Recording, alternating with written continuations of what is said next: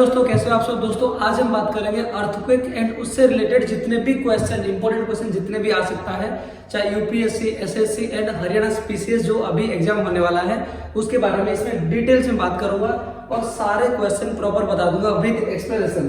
चलिए सबसे पहले बात करते हैं, क्वेश्चन नंबर 1 से स्टार्ट करते हैं, देखते हैं क्या क्या इंपॉर्टेंट क्वेश्चन आ सकता है। देखिए सबसे पहला question, consider the following statement in context of earthquake. किसके बारे में बात किया गया है ना, अर्थक्वेक के बारे में बात किया गया है। The point where the energy is release is called as epicentre. जिस पॉइंट से एनर्जी रिलीज होता है उसी पॉइंट को एपिसेंटर कहा जाता है, पहला point. Second, hypocentre is the first point experience the waves. तो देखिए दोस्तों अगर दोनों पॉइंट को सही से स्टडी करो तो यहाँ पे पहला ही गलत है, इन्होंने उल्टा लिख दिया है। The point where the energy is release उसको क्या बोला जाता है, फोकस। क्या बोलते हैं हम, फोकस। और क्या बोलते हैं ना, हाइपोसेंटर। क्या बोलेंगे ना, फोकस और हाइपोसेंटर, ध्यान रखना इस बात का। सेकंड क्या पूछा, hypocentre is the first experience, ये उल्टा कर दिया।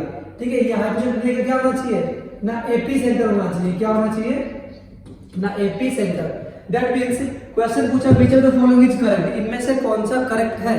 देखा जाए तो दोनों ही कौन है, इनकरेक्ट है, दोनों ही इनकरेक्ट है। तो आंसर कौन आएगा, neither one and nor two. देखिए इसको थोड़ा सा एक्सप्लेन करने के लिए अगर मैं आपको पिक्चर दिखाऊं तो मैं आपको दिखा देता हूं वो पिक्चर, जो आप थोड़ा सा और ज्यादा क्लियर हो जाएगा। जिस एरिया में आपका एनर्जी पहले रिलीज होना स्टार्ट होता है उसको क्या बोलते हैं हम, फोकस बोलते हैं। और क्या बोलते हैं ना, हाइपोसेंटर। क्या बोलेंगे, फोकस एंड हाइपोसेंटर। और कभी कभी इसको सिस्मिक सेंटर भी बोला जाता है क्योंकि सिस्मिक वेव से रिलेटेड है। आगे क्या पूछा है, जिस पॉइंट में ये पहला ही एनर्जी रिलीज होता है, पहला ही जहां पहुंचता है उसको क्या बोलते हैं, epicentre. The point which is perpendicular to it is known as epicentre. शायद आपको एक क्वेश्चन क्लियर हो गया होगा कि दोनों पॉइंट क्या पूछना चाहता है, तो दोनों ही पॉइंट ही गलत है। चलिए next question, which are the following earthquake wave is first recorded on the seismograph. सबसे पहले जो सिस्मोग्राफ होता है रिकॉर्ड करता है, ठीक है, सिस्मिक वेव को। तो क्वेश्चन पूछा है कौन सा पहले वेव रिकॉर्ड किया जाता है, वो है आपको पता है बॉडी वेव। क्या हुआ है तो बॉडी वेव। बॉडी वेव में सबसे पहले आता है पी वेव, यानी प्राइमरी वेव जो होता है वो क्या करता है ना, रिकॉर्ड करता है सबसे पहले किसको ना, सिस्मिक वेव को। तो मैं आपको दिखा रहा हूं जो वेव होता है नॉर्मल हमारे पास कितने टाइप के वेव होता है, नॉर्मल हमारे पास दो टाइप के वेव होता है, body wave, second is surface wave. And body wave again is two types, that means longitudinal and transverse wave, जिसको हम normally P wave and S wave बोलते हैं। एंड सरफेस वेव जो होता है रेले वेव्स, और क्या होता है ना, लव वेव। ये दोनों कंडीशन में डिवाइड किया गया है। तो सबसे पहले जो होता है body wave, and body wave में भी लॉन्गिट्यूडिनल वेव यानी प्राइमरी वेव कहा जाता है। ध्यान रखना लॉन्गिट्यूडिनल और ट्रांसवर्स, इधर को ध्यान रखना बहुत ज्यादा जरूरी है। चलिए नेक्स्ट क्वेश्चन की तरफ चलता हूं। क्वेश्चन क्या पूछा, the intensity scale of the earthquake is called. Question पूछा इनमें से कौन सा इंटेंसिटी मेजर करता है। एक होता है मैग्नीट्यूड स्केल और एक होता है इंटेंसिटी स्केल। तो कौन होता है ना, जो मर्केली स्केल होता है वो क्या करता है ना, इंटेंसिटी मेजर करता है। आपको मैं थोड़ा सा क्या दिखा देता हूं, स्केल का यूनिट दिखा देता हूं। देखिए नॉर्मली तीन टाइप के स्केल होता है, यूज करते हैं अर्थक्वेक को। एक one is Mercalli scale, another is Richter scale and third one is Rossi Forel scale. Rossi Forel बहुत पुराना हो गया है तो इसलिए आप मॉडर्न में यूज नहीं करते उसको। सबसे पहले बात करते हैं मर्केली स्केल के बारे में। मर्केली स्केल मेनली किसको करता है ना, इंटेंसिटी को। ध्यान रखना मर्केली स्केल क्या करेगा, इंटेंसिटी। मैग्नीट्यूड के साथ जोड़ मत देना, एम से एम मत जोड़ देना, मर्केली इंटेंसिटी। तो एम के साथ एम नहीं होगा, वो याद रखना आपको, इंटेंसिटी। एंड इसका जो यूनिट होता है 1 से लेकर कहां तक आता है ना, 12 तक यूनिट आता है। एंड सेकंड स्केल की अगर बात करूं रिचर स्केल में, तो ये होता है मैग्नीट्यूड, आर साथ एम मैग्नीट्यूड जुड़ा हुआ है। एंड इसका जो यूनिट होता है 1 से लेकर कहां तक ना, 10 तक जाता है। एंड दोस्तों मैं बताता हूं इसका एक यूनिट बढ़ने का मतलब 10 टाइम्स फास्टर आता है। दैट मींस 1 से 2 जाएगा तो 10 टाइम्स और ज्यादा बढ़ जाएगा उसका क्या ना, मैग्नीट्यूड। तो इसी को क्या बोला जाता है ना, मैग्नीट्यूड स्केल। क्वेश्चन क्या पूछा था दोबारा देख लीजिए, इंटेंसिटी स्केल किसको इंटेंसिटी स्केल कहा जाता है, इंटेंसिटी स्केल किसको कहा जाता है, मर्केली स्केल को क्या बोला जाता है, इंटेंसिटी। रोजीफेरल बहुत पुराना यूज होता था, कितना डिस्ट्रक्शन हुआ उसको देख के लोग हिसाब किताब कर लेते थे। चलिए question, the point where the energy is released during the earthquake is called. उसमें वो पॉइंट जहां पे एनर्जी क्या होता है ना, रिलीज होता है पहले बार, फर्स्ट टाइम, उसको क्या बोलते हैं, अभी जस्ट बता के आया हूं, epicentre, hypocentre, circumcentre and none of the above. तो क्या बोला जाता है उसको, एपिसेंटर, और उसको हम क्या बोलते हैं ना, फोकस, और क्या बोलते हैं, सेस्मिक फोकस। क्या बोलते हैं ना, सेस्मिक फोकस। ये तीनों नाम से जाना जाता है। ये पिक्चर मैंने पहले भी दिखा दिया था, ये वाले, इसको फोकस भी बोलेंगे, हाइपोसेंटर भी बोलेंगे, और सेस्मिक फोकस भी बोलेंगे। चलिए next question. The type of plate boundary introduction along the Himalaya is known as. Himalaya इसमें दे दिया, अर्थक्वेक के बारे में इसलिए दे दिया मैंने, जरूरी है। हिमालय जो है कौन सी टाइप ऑफ प्लेट बाउंड्री में आता है, continent, continent convergent, divergent boundaries, transform boundaries and oceanic continent convergent. आपको पता है हिमालय जो है कंटिनेंट, कंटिनेंट है, कौन सा है ना, continent and continent. If I show you the picture, see here, मैंने क्या बोला, ये इंडियन वाला प्लेट है, ये यूरेशियन वाला प्लेट है, दोनों ही कंटिनेंट प्लेट है। ये भी कौन सा है ना, कंटिनेंट है, ये भी कौन है ना, कंटिनेंट है। Both are continental plates, so these are the continent, continent convergent boundaries. Clear है। चलिए नेक्स्ट क्वेश्चन। सारे इंपोर्टेंट क्वेश्चन इस पे कवर कर दूंगा related to earthquake. Interior of the earth is an molten state. Question पूछा गया, हमने पहले भी बहुत बार पढ़ा होगा। Interior of the earth, earth के इंटरनल स्ट्रक्चर, अर्थ का जो इंटीरियर है कौन सी स्टेट में है ना, मोल्टेन स्टेट में है। इनमें से कौन सा फैक्ट उसको रिप्रेजेंट करता है, P waves are faster to reach a nearby seismic station. बिल्कुल सही बात है, ये पॉइंट बिल्कुल सही है हमारा, ठीक है। There is a earthquake shadow zone surrounding the antipode of the epicentre. ये बात याद रखना, जहां पे अर्थक्वेक जनरेट होता है उसके अपोजिट या सराउंडिंग एरिया में एक शैडो जोन मिलता है जहां पे अर्थक्वेक महसूस ही नहीं होता है। ये भी सही बात है। Third, deflection of P wave in the interior of the earth. Earth का जब डिफ्लेक्शन होता है कहां पे ना, इंटीरियर ऑफ द अर्थ, ये भी क्या करता है ना, क्या करता है ना, अर्थ के इंटीरियर में जाने से डिफ्लेक्शन हो जाता है। क्या हो जाता है ना, डिफ्लेक्शन हो जाता है। बात देखिए, पहले क्या पूछा, पी वेव ज्यादा faster to reach the nearby seismic wave station. इस पॉइंट का मोल्टेन स्टेट में कोई बात तो है नहीं, तो सेकंड क्या पूछा, there is a earthquake shadow zone surrounding. ये वाला बिल्कुल सही है, और थर्ड वाला बिल्कुल सही है। दैट मींस कौन सा क्या बोला मैंने, option 2 and 3 is correct. Option 2 and 3 is correct. देखो पहला वाला पॉइंट सही है, बट अर्थ के इंटीरियर बारे में नहीं बता रहा है, कि मोल्टेन स्टेट के बारे में बात कर रहे हैं हम। तो इसने ये बोला कि P wave are the faster to reach nearby seismic station. ये तो सही है, गलत नहीं है, बट ये एक्सप्रेस नहीं कर रहा है कि अर्थ का मोल्टेन स्टेट के बारे में। मोल्टेन स्टेट के बारे में 2 एंड 3 बात कर रहा है। अभी मैं एक शैडो जोन के बारे में बात कर रहा था, ये आप थोड़ा देख लीजिए शैडो जोन के बारे में। अगर यहाँ पे स्टार्ट हो रहा है अर्थक्वेक, यहां जाएगा तो ये वाला मोल्टेन लिक्विड कंडीशन में है, जिसके वजह से ये क्या होते हैं ना, इसमें डाइवर्ट हो जाते हैं। क्या होते हैं, डाइवर्ट हो जाते हैं। पी वेव जो होता है डाइवर्ट हो जाता है, एंड एस वेव जो होता है फिनिश हो जाता है, ठीक है। तो इसलिए शैडो जोन मिलता है। तो याद रखना, जो सेकेंडरी वेव है उसका जो शैडो जोन है वो लॉन्गर है, किससे ना, पी वेव से। ये बात याद रखना, बहुत बार क्वेश्चन पूछा गया है, ठीक है। तो ऑप्शन 2 एंड 3 इज करेक्ट। चलिए नेक्स्ट क्वेश्चन पढ़ते हैं। India has how many seismic zone, ठीक है। अगर हम इंडिया के बारे में पढ़ते हैं तो इंडिया के बारे में, अर्थक्वेक के बारे में पढ़ना बहुत जरूरी है, क्योंकि इंडियन ज्योग्राफी में जरूरी आएगा। India has how many seismic zones, 1, 2, 3 and 5। India को 5 सेस्मिक जोन में डिवाइड किया है, ठीक है। Type 1, type 2, type 3, type 4 and type 5। 5 जो होता है वेरी हाई रिस्क वाला जोन में डिवाइड किया गया है। एक क्वेश्चन और कर देता हूं, उसके बाद आपको डायग्राम दिखाऊंगा। देखिए क्वेश्चन क्या पूछा है, which of the following matches the following earthquake zone are correct. इनमें से कौन सा अर्थक्वेक जोन करेक्ट है। कोलकाता जोन 3rd में आता है, गुवाहाटी जोन 5th में आता है, दिल्ली जोन 4th में आता है, चेन्नई जोन 2 में आता है। Choose the correct option from the code given below. Most important question. 1 and 2 option, 2 and 4 option, 1, 3 and 4 option, all of the above answer. इनमें से कौन सा है। देखो मैं आपको थोड़ा सा पहले जोन दिखा देता हूं, फिर आपको क्लियर हो जाएगा। देखिए ऐसे जोन में डिवाइड किया है।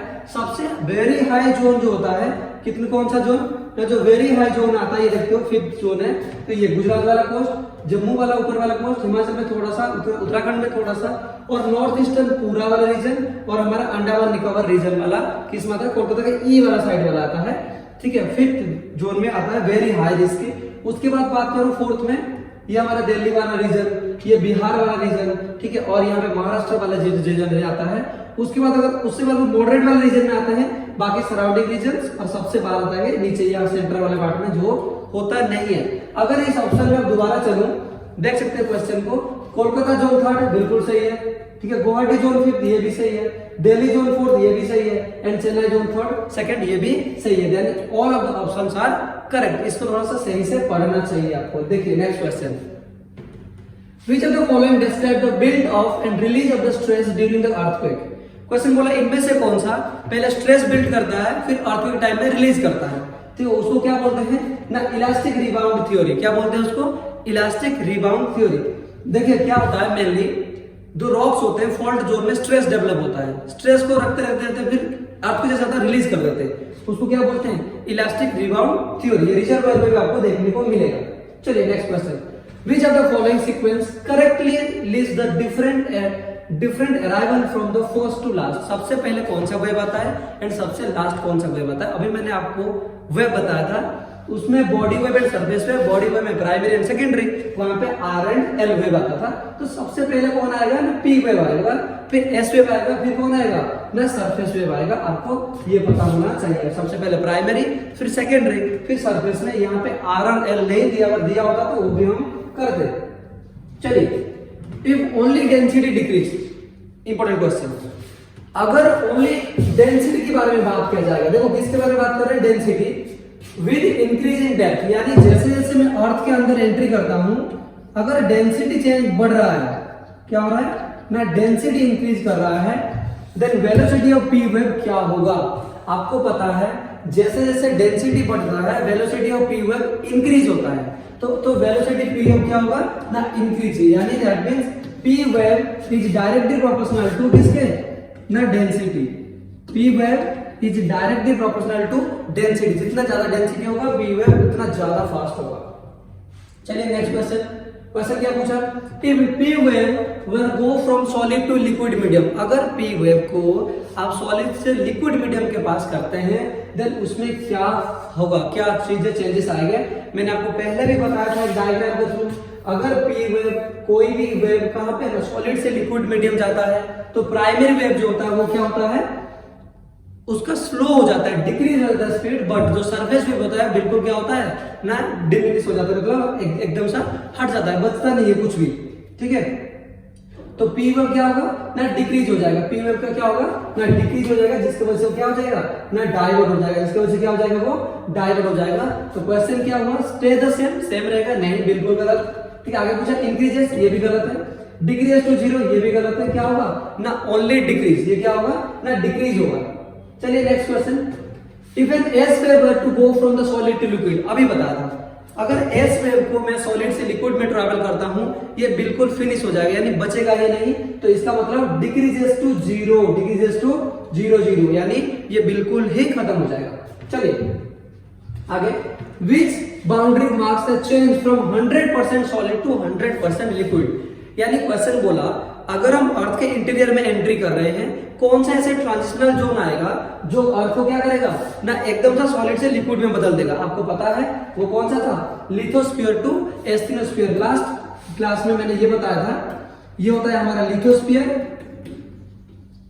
लिथोस्फीयर, और नीचे वाले एरिया क्या बोलते हैं हम, एस्थिनोस्फीयर। क्या बोलते हैं हम, एस्थिनोस्फीयर। आपको बताया था। तो lithosphere crust and upper mantle को मिलता है, ये सॉलिड पार्ट होता है और यहाँ पे लिक्विड पार्ट होता है। तो ये बाउंड्री बताता है, ठीक है। चलिए नेक्स्ट क्वेश्चन तरफ, earthquake A has a Richter magnitude of 7 compare to B. उसने बोला अर्थक्वेक में से एक ए है, उसके मैग्नीट्यूड 7 है, एंड बी है, उसके मैग्नीट्यूड कितना है, 6 है। क्वेश्चन बोला then amount of ground motion of one measures earthquake intensity क्या होगा। ध्यान रखना, मैंने लास्ट टाइम बताया गया था, अगर मैग्नीट्यूड कितना हो रहा है 6 to 7 जा रहा है, तो 1 ये तो क्या होता था, एक यूनिट में 10 टाइम्स फास्टर होता था। अब क्वेश्चन समझो, इसमें पूछा इंटेंसिटी। क्वेश्चन में यही कहीं चाला के दिखाया है कि इंटेंसिटी कितना होगा। आपको पहले से ही बताया था, जो रिचर स्केल है इंटेंसिटी मेजर नहीं करता, मैग्नीट्यूड मेजर करता है। तो इसलिए क्या होगा, Richter scale magnitude does not measure the intensity. C option is the correct answer, यानी जो रिचर स्केल है कभी भी इंटेंसिटी को मेजर नहीं करता। ठीक है, चलिए नेक्स्ट क्वेश्चन तरफ। In general the most destructive earthquake wave are, कौन सा? सब जो मैंने बताया था, primary, secondary, longitudinal waves and relative waves, love waves, उनमें से कौन सा सबसे ज्यादा खतरनाक है? आपको पता था सरफेस वेव जो होते हैं सबसे ज्यादा स्वेकिंग एंड डिस्ट्रक्शन कराते हैं, तो इसलिए ये बहुत खतरनाक होते हैं। चलिए next. Which of the following observation may indicate the forthcoming destruction earthquake, यानी इनमें से कौन सा अर्थक्वेक डिस्ट्रक्शन होगा ये बताएगा। An increase in the frequency of the smaller earthquake in the region, rapid tilting of the ground, rapid change in the water level in the well and others। सारे चीजें के सारे ऑप्शन सही कह रहा है। अगर छोटे छोटे अर्थक्वेक आ रहा है फिर आगे और बढ़ेगा। Rapid tilting of the ground, ground हिलता रहता है, टिल्ट होता रहता है।